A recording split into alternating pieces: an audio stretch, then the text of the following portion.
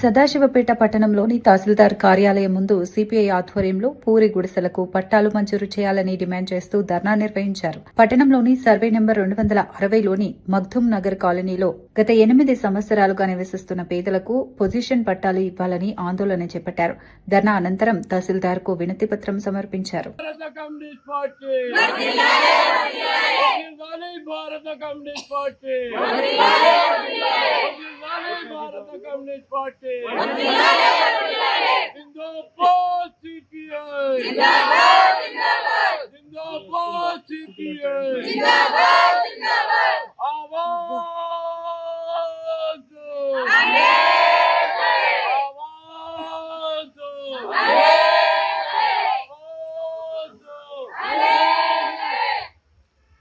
కదా అక్కడ కూడా భూమి దొరికిపోయి సర్వే కాదు. అదే మీటింగ్ పొద్దున అదే మీటింగ్ సార్ అదే మీటింగ్ అదే మీటింగ్ ఉన్నాడు.